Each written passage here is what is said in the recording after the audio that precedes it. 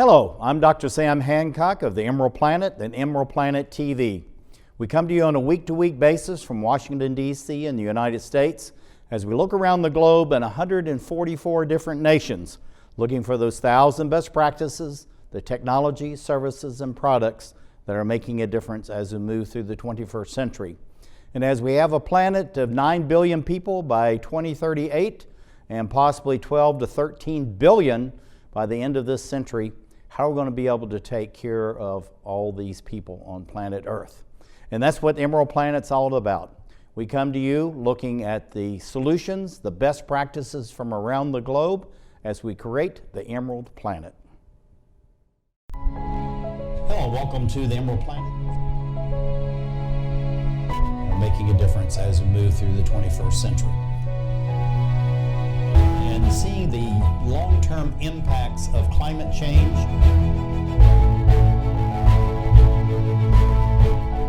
We're glad to have you. Thank you for being with us. We're talking about the continent of Africa, 54 nations, vibrant people, tremendous amount of natural resources, and having a great impact on the international economy, both on the continent and around the globe. We have someone that's coming on with us that's actually involved in this entire movement. This is Hellen Fissihaie. She's a CEO, Managing Director of F3 Global Advisory Group, LLC, and also part of the Women's Program Engagement Council. Hellen, welcome back to the Emerald Planet. Thank you. I appreciate you, and thanks for having me on again. It's always great to have you. Tell us a little bit about F3, and then we're going to ask you a short question about WPEC, and then let's get into the heart of what you're all about and what you're doing with F3 Global. Sure. F3 Global is a DC-based capacity building, strategic planning, and export management company. We primarily focus on the emerging markets in the U.S., and so we work with universities, governments, nonprofits, and private businesses to help scale, support, and develop both their staffing and their partnerships and their programming. Mm-hmm. Now, WPEC, this is something very new, but also equally important. Goes along with this whole notion of the African Titans. But WPEC, what is it doing and what is its vision? Sure. It's an organization primarily serving women on the continent and connecting the diaspora as well. So it's a platform that really looks at women from a different lens, looking at us more as titans of industry, titans of our communities, titans and leaders of innovation. And so this is an opportunity to take the narrative and move it forward into what we're really doing, becoming, and ultimately pursuing as women collectively, locally, as well as collectively in the diaspora. I think a couple of years back, or a few decades back, you know, the perspective of who women are, the roles that we played has extremely changed. And this is trying to bring that conversation today to where we really are and who we really are. Now, looking at yourself, you really are a leader. We've known each other now for a number of years, and it's just amazing the different programs you're involved in, conferences, seminars. But why is it so important for you personally to be engaged, not just on behalf of F3, but you to be engaged in the diaspora and the African women? Sure.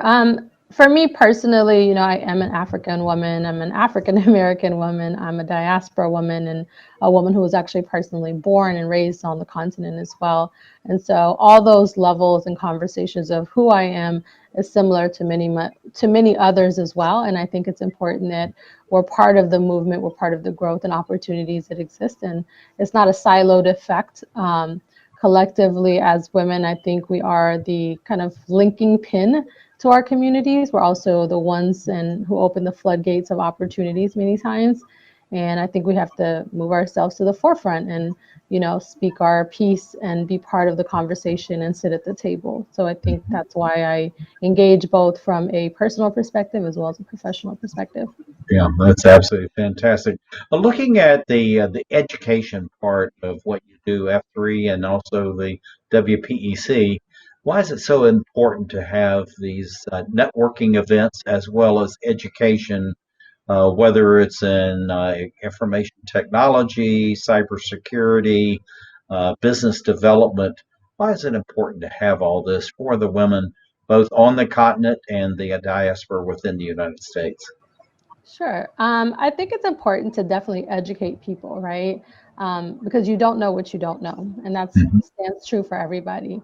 And you don't actually know if you're going to excel in that, industry or in that market unless you have information that's upfront and accurate to be able to make decisions and move forward.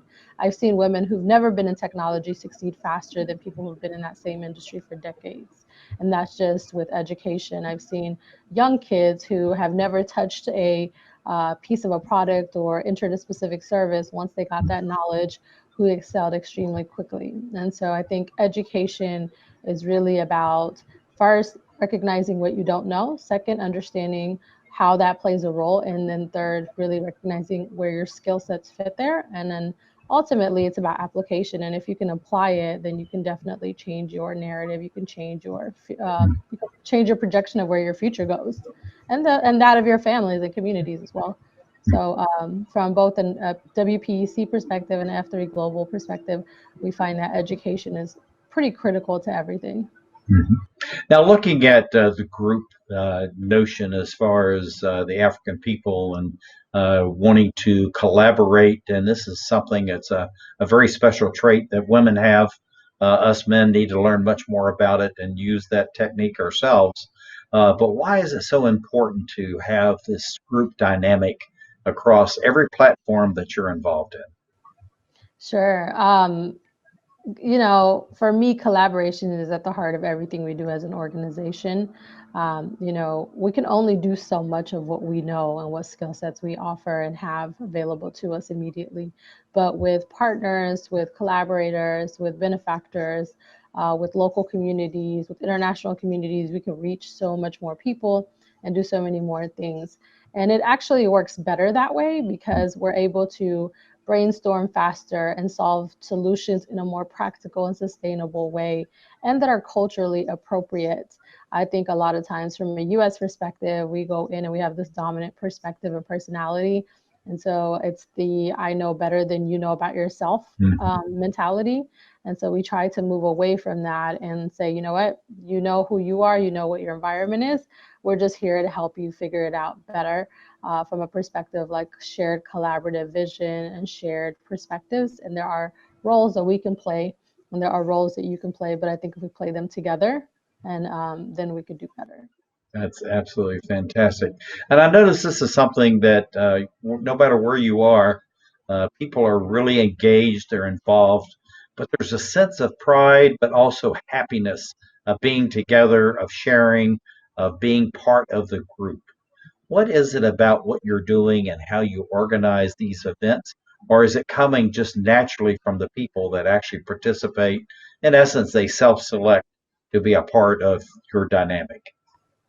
It's actually all of the above, right? Mhm. We're intentional about having conversations that include diversity at all levels.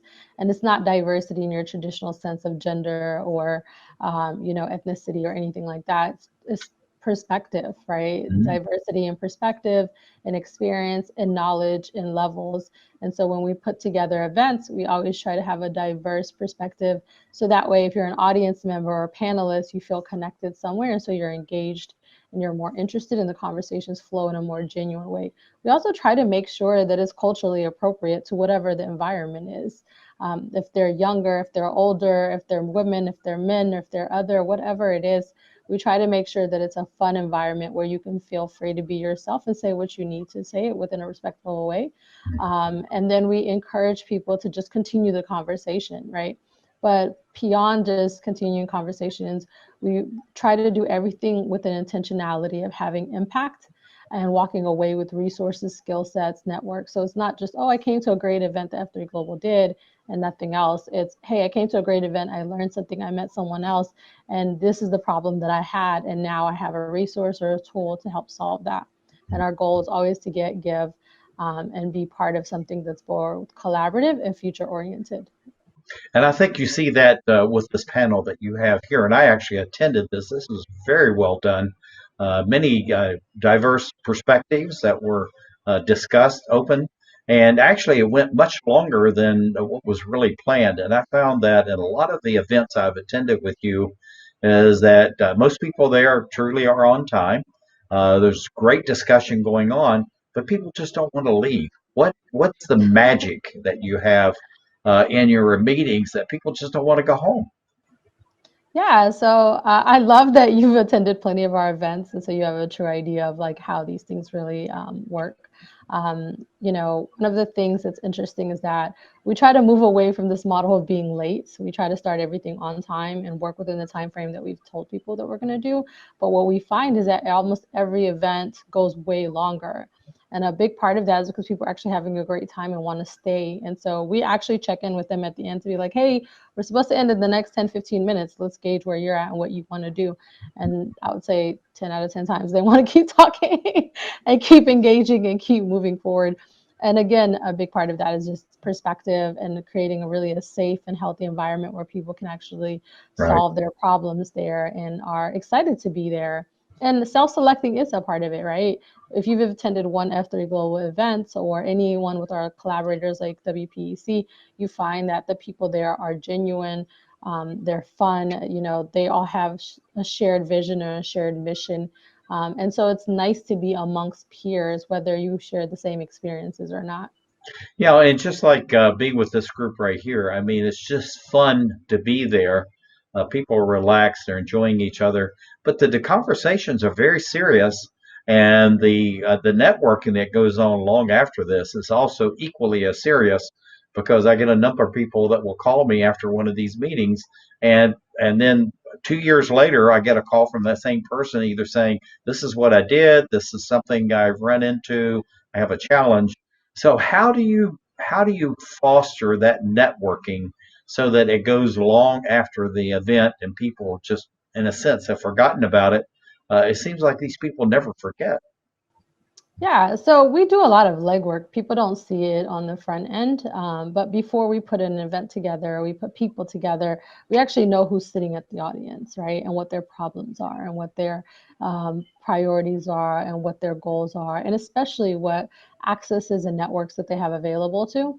And so, whether it's during the event, through conversations, or after the event, I actually walk around, and so does my team, making conversations happen and pulling people together and making sure that people who we know have certain solutions, people that have that same problem, are able to meet. And even if it's an after effect, so let's say they physically weren't there or weren't available to make it, we actually do the legwork of connecting them. And so our whole goal is to be very intentional. And then we'll pull people like this together, like the Olga breakfast that you're currently showcasing.